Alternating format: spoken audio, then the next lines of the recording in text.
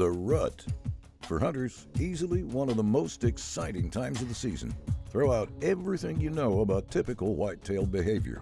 Normally cautious and wary, this time of the year, the big males go solitary, roaming beyond normal boundaries, unpredictable and preoccupied. The challenge is finding them, and then keeping up with them when you do. This week, we've got a special treat. High up in a muddy tripod stand with Wade Middleton, he's hunting with the Smith Wesson Model 1854 lever-action rifle. It's the perfect blend of heritage and innovation, and it packs quite the punch.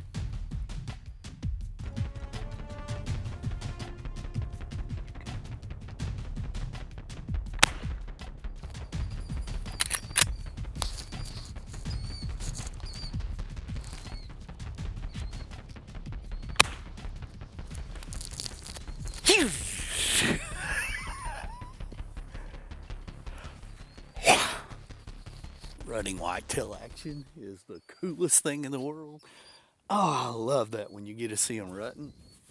That is a buck. Literally 2 years ago, I first saw him on the stealth cams, and I had never laid eyes on him with my own personal eyes. I'd see him, and I wanted to get on him. I never could dial him in, couldn't figure him out. And I mean, this was where he spends all this summer. Lots of pictures, lots of cool stuff. And he is dead right there. I mean, right there.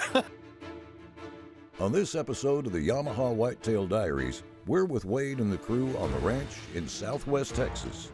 We're hunting a late season rut with Smith & Wesson's Model 1854 lever-action rifle.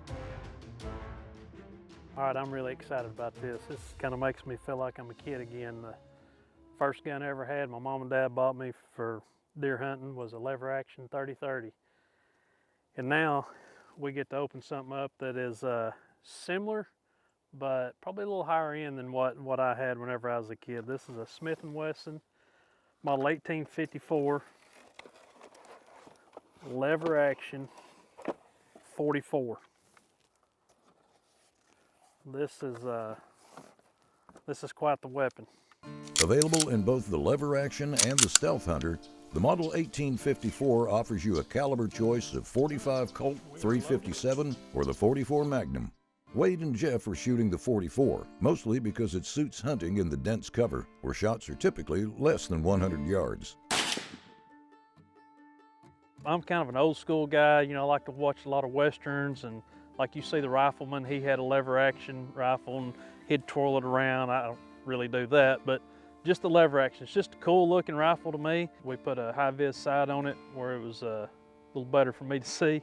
You know, the cool thing about that, putting the sights on there, was 2 screws. Take 2 screws out, put the sight on, put 2 screws back in. The high-vis shooting system offers a sight option for most every platform. We were fortunate to recently host Trevor Young from High-Vis, and we asked him for a couple tips on shooting open sight firearms. I have many guns with open sights, with different types of sights, but what I personally do is I try to sight them in a consistent way so that I'm in the field, I don't have to think about how do I aim with this one, how do I aim with this one. I like to keep them where the strict sight alignment is my perceived point of impact. If you want, say your impact, you know, some people do sort of like what we call a 6 o'clock holder. They want the impact just above their sight, and that's great, but I would recommend sighting all your guns in that way so you don't have any you know, question when you're in the field and you're taking that shot. And those are things you may have to consider, say with a peep sight with a bead, and you perceive you might be taking shots at certain distance on a certain type of game, and you feel like, say, the front sight's going to obscure that target. Maybe you do want to sight it in just above the sight so that you can always, you know, put that right there and you can see the target or see the aim point. So those are a couple tips in deciding how you want to sight a gun in with open sights, depending on the type of sight you're using, the conditions, the game you're looking at, and the ranges you're shooting. For more on high-vis shooting systems, look them up online at highvissights.com. Check out their complete line of sights for most every brand, or spend some time at High-Vis U for shooting tips, installation videos, and more. Coming up, we've got Wade's deer on the ground while Jeff heads out on a hunt of his own, right here on Yamaha Whitetail Diaries. We're at the ranch in southwest Texas. It's late in the year, the first real cold front of the season is passing through, dropping temps and forcing everyone to dig out their winter gear. We're heading out in the Yamaha R-Max 41000 with Jeff Reynolds. He's carrying the Smith Wesson Model 1854 lever-action rifle in a .44 Magnum, the same model Wade used to take his buck, though Jeff opted for the high-vis open sights, while Wade's rifle is mounted with a Trujicon scope.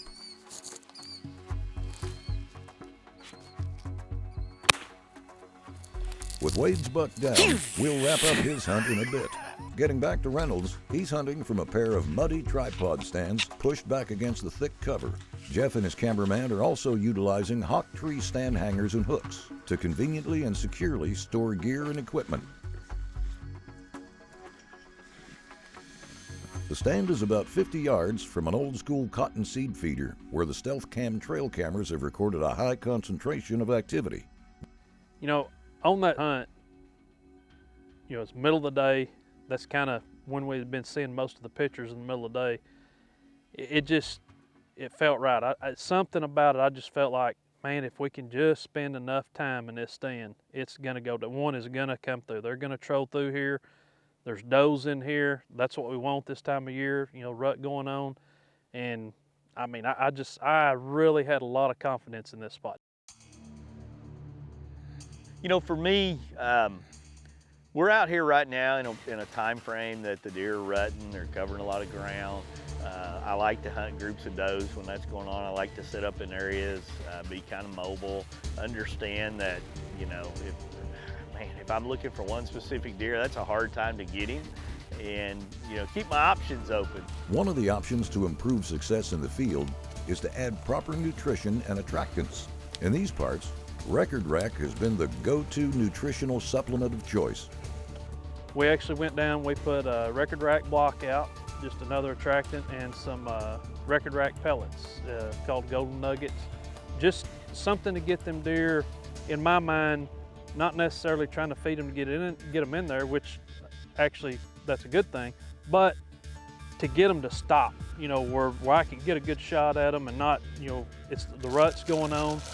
We're attracting does in there. That's going to attract a buck to come through there, and maybe that deer will stop and get a bite, and I can make a good ethical shot on that deer, not try to shoot him walk-in or, you know, doing something else. But that really worked well. I mean, they got on them Golden Nuggets. The block actually, this is one thing that's neat about a block. Anytime I've used a block before, it's like sometimes they just get on it immediately. Sometimes they look at it like, I haven't seen that there before. It's not like corn or something laying on the ground. It's a block that sticks up, you know, 10, 12 inches tall. So they might be a little leery of it at first, but man, it don't take them a half a day. I mean, they come by it twice, they're eventually gonna start eating on it. Learn more about Record Rack's full line of products that help you attract and grow a better class of bucks at recordrack.com. While you're there, check out their Buckology 101. Coming up, we'll take a closer look at the Smith & Wesson Model 1854 lever-action rifle. We'll also wrap up Wade's hunt before getting back in the field with Jeff. This week's entry in the Yamaha Whitetail Diaries. We're hunting with the Smith & Wesson Model 1854 lever-action rifle in a .44 Magnum. For our needs, it's the right choice in caliber, and with a 19¼ barrel, the Model 1854 can add up to 500 feet per second over the same caliber in a handgun. For more on the Model 1854, we'll head to Vegas and SHOT Show 2025 to visit the Smith & Wesson booth for more options on this classic line of firearms. Hey everyone, it's Dave with Smith & Wesson. We're at SHOT Show 2025, and we have a new and exciting release for our Model 1854 series. This is the Stealth Hunter. Obviously the aesthetic is different than our traditional models. You have that all black finish, Armorite finish on the barrel and the receiver. It is a shorter platform than the traditional models. It's a 16-inch barrel. It is still threaded as well, so you can hunt suppress if you would like, which is a great option. It also comes with a high-vis front sight out of the box, and that same ghost ring rear sight, so you get a good picture in low light conditions. Another big change is going to be the forend. So this is an anodized aluminum forend. It's M-LOK compatible. You have 15 slots there, so you can put a laser, what have you, a light on it if you want to use it for home defense outside of hunting. We also have a 10.5-inch pick rail, so definitely larger than the 4 3/4 on the traditional models. So this gives you options to run different scopes or dots. You can have a scout setup if you'd like, which is great. Everything else is pretty much similar features carrying over from the original series. Synthetic stock with the textured grip panels, large loop lever, which is great if you want to run with gloves if you're in colder conditions.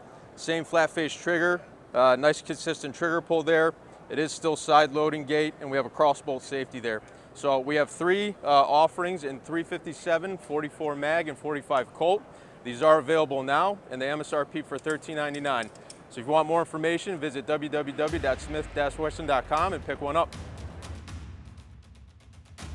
Heading back to Texas, earlier in the show, Wade was able to harvest a big 10-point. With a little help from Jeff, they got him loaded up into the Yamaha RMAX 4 1000. We'll check in with Wade now. Pretty fun morning, all in all. We kind of had a strategy to get in here with the rut going on, climb up in that muddy double ladder over there with the water in front of us. Late season hunt, but there's still a few in heat. The bucks are still rutting. A lot of times, late in the year, you'll see those yearlings. Those bucks will start chasing the yearlings, and that's kind of what ended up happening on this. We had a buck come in right away. He was pretty spooky with some coyotes, but that was a deer I'd kind of already decided to let go. And then another buck came in that I knew a lot about, and I was like, man, I'll take that buck if he'll get down here and play the right TV. And he was a little spooky, and then a doe came in. Then it became total chaos. The rut went full swing, and they were chasing. We had a little nubbin buck after them. We had the other buck, and then this guy, he entered the picture. And after that, for me and Reynolds, it was total chaos. He's trying to get in position. I'm trying to get in position. I can't hear a word he's trying to tell me because the deer are so close as far as do you got him, do you not? I had the deer perfectly broadside. He couldn't see him. I knew he couldn't. But as long as we had that doe in there, she was going to be our saving grace. And he finally got out there. And then when I pulled the trigger, it looks like I may have been a little low, and it actually went through. And then I took that back leg out. When the deer was running, I could see something wasn't right on that back leg. And he ran this way. I worked that lever action as quick as I could, and it cleared that tree. And you can see the angle I'm sitting on right now up to there, you can see it. And that was it. He was mine. We're gonna fill the freezer, tell some memories, and we enjoyed this one. The all-new 2025 Yamaha Wolverine RMAX 4 1000 features a longer wheelbase, class-leading ground clearance and suspension travel, maximizing passenger comfort with 4 doors, additional legroom, and increased storage. Build and price your own model at YamahaMotorsports.com. Coming up, with all the business behind us, we'll get back in the field with Jeff. It's dark 30, somewhere in the brush country of Southwest Texas, and we're in the field with Jeff Reynolds. All right, what we doing? Well, the weather has changed. We had a front come in, and it is 28 degrees this morning. And down here in Texas, 28 feels like about 15. So it is really cold, but we're going back to a stand we've already hunted a couple times, and we've seen a lot of deer. Haven't really seen much on size or mature. Most of them been young. But we have had a lot of encounters, so we're gonna go back, curl up in the tripods this morning, and still getting trail cam pictures of one decent deer, one pretty small deer, but he is mature. So if he comes through, he is on the list. So we got in there just a little before daylight, got set up, and man, just what a morning. It didn't take long that morning, once everything started coming to life, a couple of does stepped out. Well, I'm thinking, this is gonna be the morning. Perfect morning, calm, cold. I'm sitting there looking, and I look behind that cottonseed feeder, and I see some legs step out. The first thing I seen was just some really dark black hocks, and I'm like, that's a buck, and that's probably a mature buck. Eases up through there, just being real skittish, like an old wary buck does. And I finally seen his horns, and I'm like, man, that's a decent deer right there. And he got up there where I could see him good, and I told Gentry, I was like, that's a shooter. If he gives us the opportunity, we're gonna take a shot at him.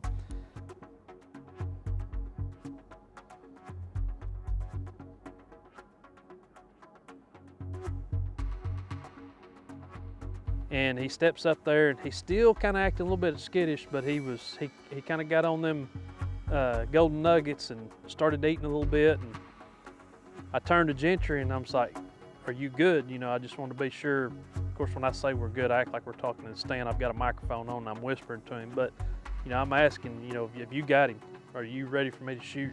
He gives me the thumbs up. And I'm one that when they get in there, I'm not about waiting too long. I mean, anything can happen. Tree stand can make a noise. I could make a noise, anything. I'm gonna take the first available shot I get as long as it's a good shot.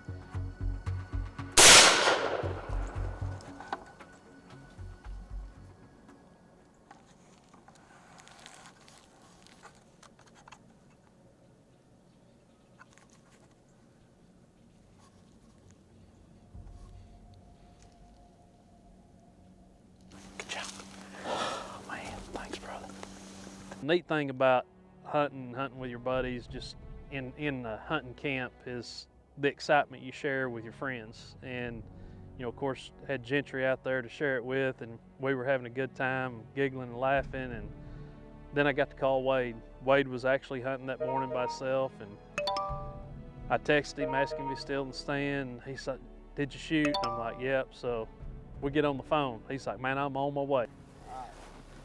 It looked great to me, shot-wise. Yeah, it felt good. Looking back at it on the camera, I mean, it looked like, I'm hoping double lung. That's what I'm hoping. What I thought too. And like you said when we were talking before, the rests on those is just, oh yeah, makes it so much easier. it's comfortable up there. Yep. Like I said a long time, I know you're antsy, let's go. I am. Hey, I appreciate you quitting your hunt. This is what's fun about hunting. He was hunting this morning and stopped his hunt to come help me because he's just like I would have been, excited for his buddy. I So want to see your deer. oh, I'm excited. I just hope he didn't go too far. I don't think.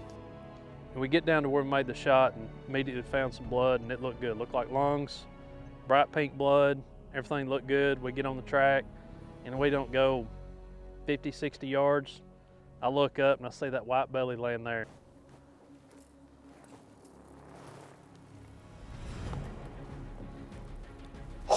Right there, wait. He didn't go I very see far. a white belly. I mean, that is like right where mine died. Mine died right over here. I'm telling you, he's within 20 yards of where yours did. That's so cool. Oh, yeah. Ah, look at them chocolate horns. Yeah, that's awesome. You can see the stain on his hawk. He's a good one. Yeah. Oh, look at his forehead, too. He's at least 4. Get that big old dark one up there. Dude, congratulations, buddy. Thanks, That's man. awesome. Oh, that's That big old head so on that cool. deer. Yeah, look at his hawks. That's the first thing I seen bet. when he come out with them dark hawks. I mean, he is, look how Yes. black them are. See, I look at that, and a lot of those guys talk about when they get real dark up there and stained up there too, and that. Yep. I mean, you're getting to a 4-year-old or older deer, which is what we like to shoot. Right. Man, that's cool, dude. Been fighting, busted that off, get And mesquites. rubbing, yep. He got it all. Man, that was exciting. That was a fun hunt. I was telling Gentry, this has probably become one of my favorite guns. This is so much fun to shoot. And like we talked about earlier, you know, me and you was talking about this when you was telling me about hunting with it. I was like, this brings me back to whenever I was a kid. First rifle I ever hunted with was a lever action 30-30. I remember sneaking my dad's lever action 30-30 out one time because I wanted to shoot it and learn how to shoot it and everything. And ever since then, I've been enamored with them. Yep. That's why I got horns. Smell that. Oh, smell like a rutting buck. With another buck down, Jeff and Gentry get this one up into the RMAX 41000 and off to the processor. There's plenty of venison for the freezer and memories of a great hunt that will last forever. If you've got any questions about this hunt or the gear used, reach out to us at whitetail@carecotv.com. Keep up with the Yamaha Whitetail Diaries on social media. We're pretty easy to find. A big thanks to Smith Wesson. Check out the complete Model 1854 lineup at smith-wesson.com.